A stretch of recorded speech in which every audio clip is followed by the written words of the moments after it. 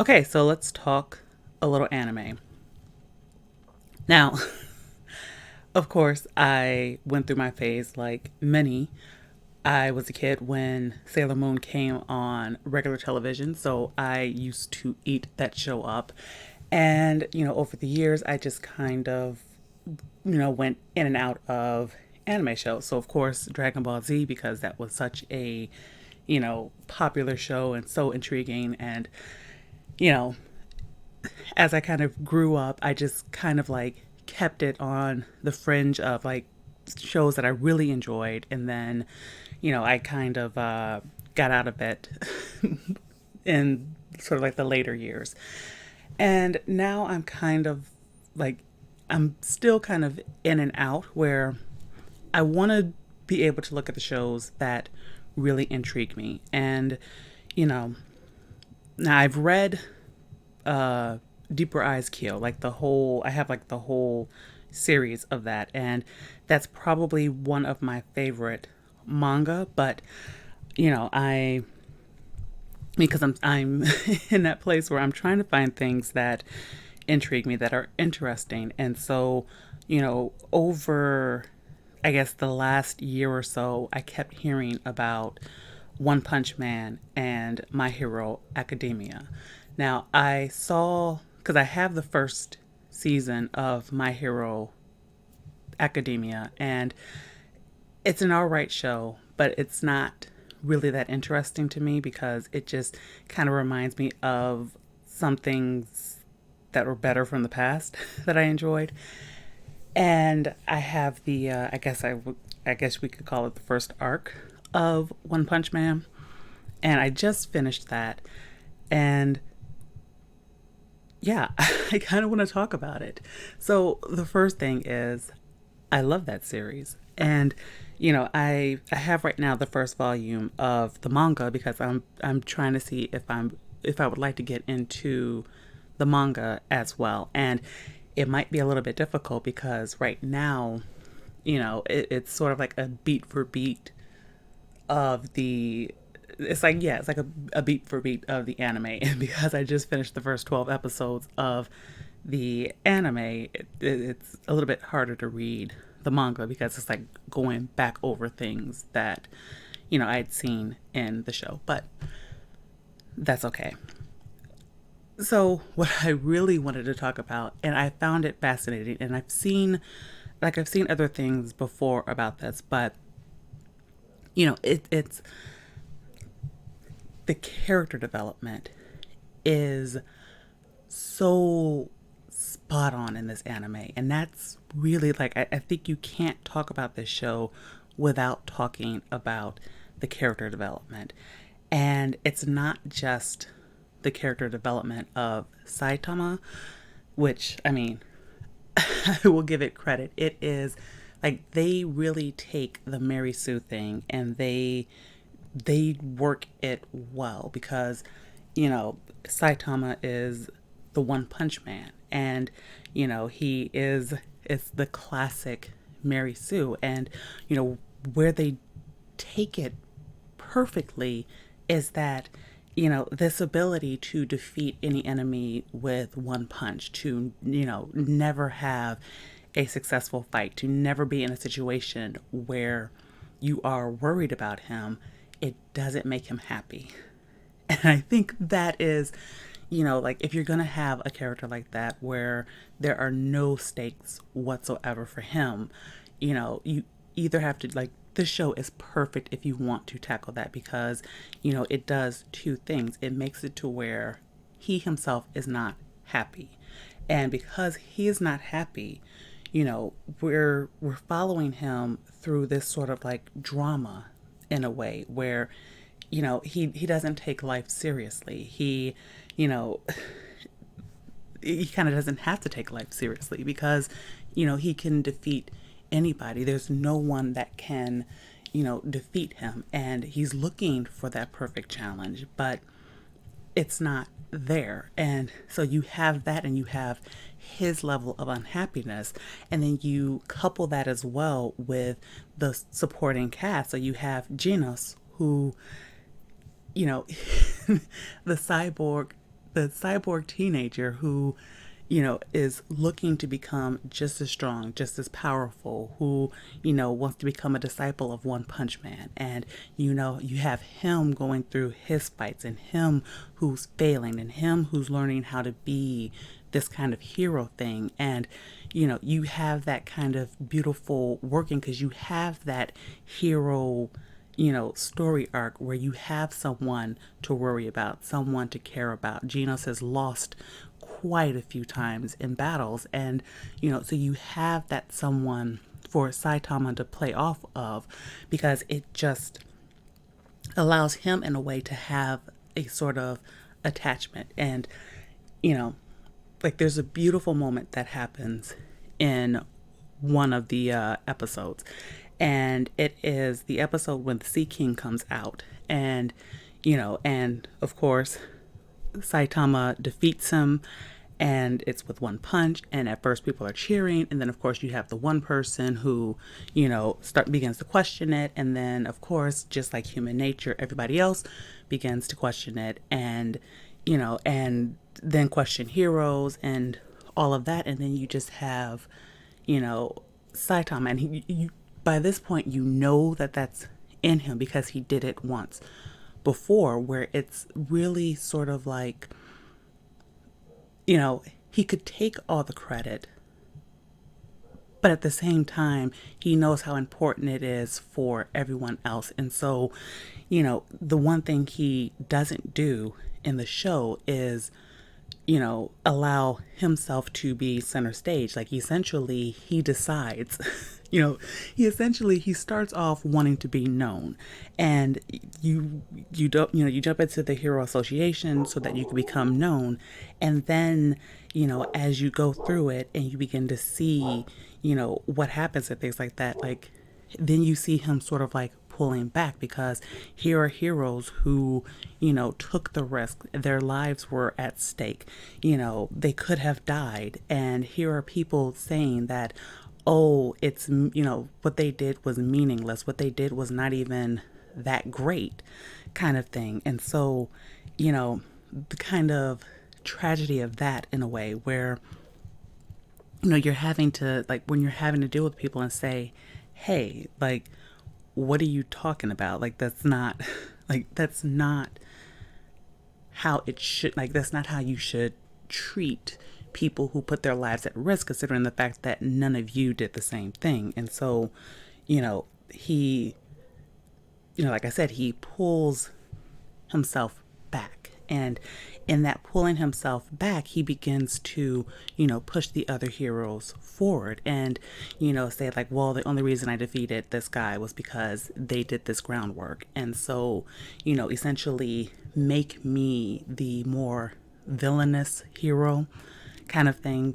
Like make it to where, yes, I'll go out, tell everyone that I'm a cheater to a degree, like go out and like whatever you think about me, it doesn't matter, but like don't think of these others who are putting their lives on the line as being bad. And you have that kind of beauty, because you have a character who is, because you do have a character who is a Mary Sue, and it's like just that simplicity of his motivation, of or not motivation, but that sacrifice, because that, I think, is really what people look for when it comes to character development, when they look to who your main character is going to be. And I'm thinking back to Star Wars and why Rey was not successful as a character, because it wasn't just the fact that there were no stakes. There wasn't just the fact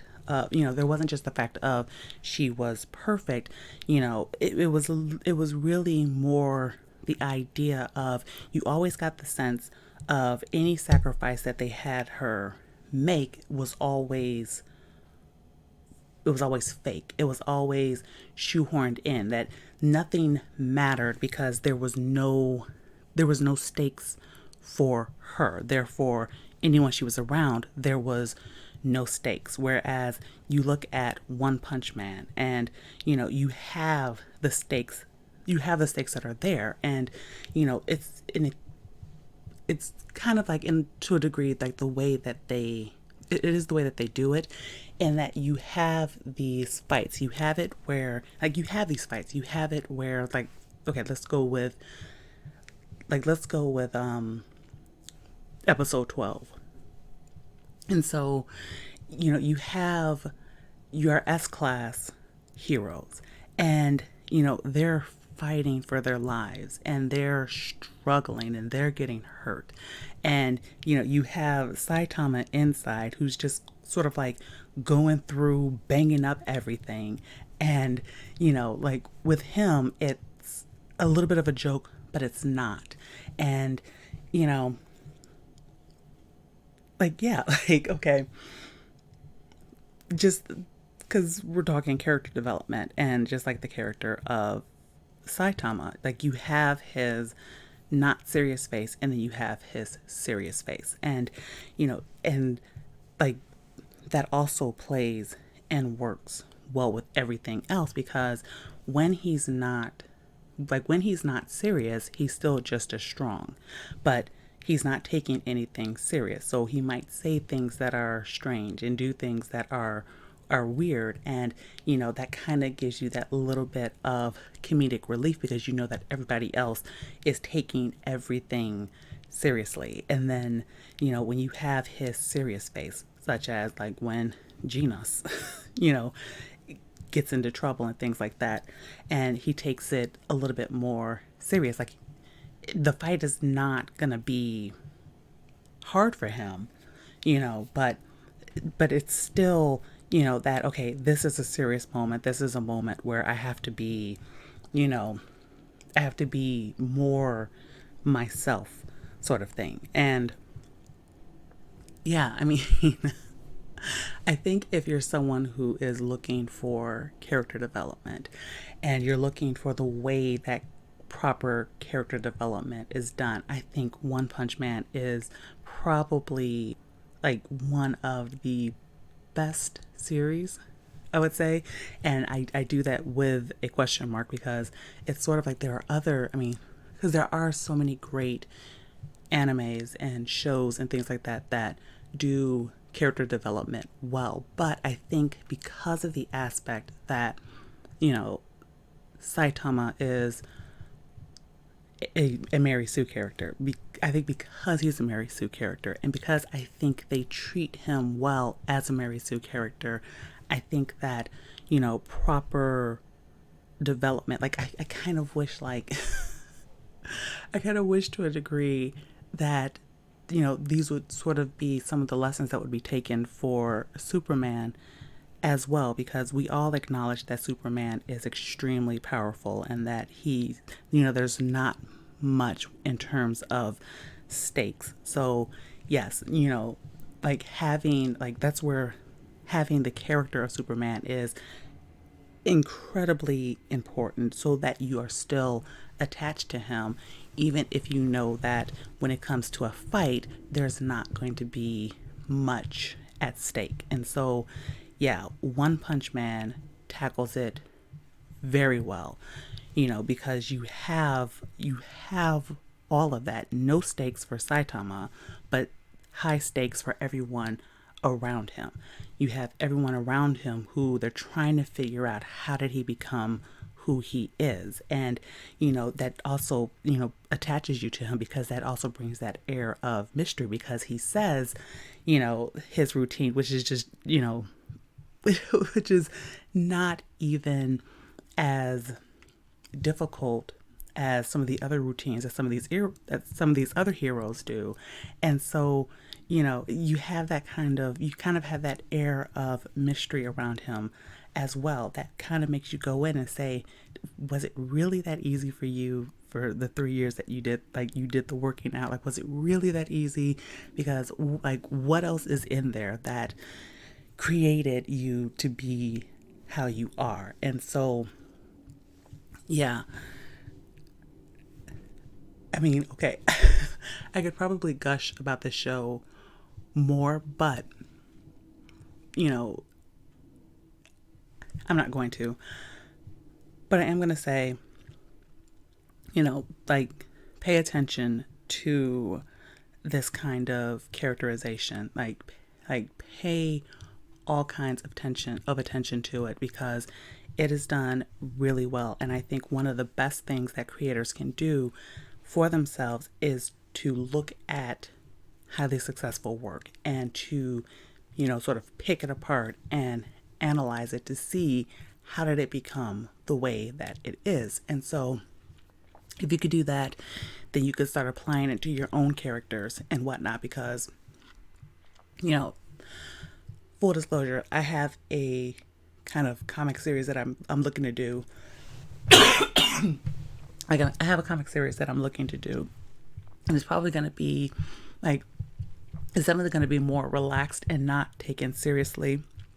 And it's, so for me, looking at a One Punch Man will be a great thing to do, because even though it's not, like One Punch Man, there are still the beats and the elements of characterizations that I want to be able to analyze and take apart for my own character. And, like the more you could do that as a creative person, you sort of like the richer and, like the richer characters that you can create, the more experiences you have. So, conversations, observations, like all of that, the more that you could do that, the greater depth that you can put within your characters. Because I am coming to a place where I'm understanding just how important characters and characterization is. And,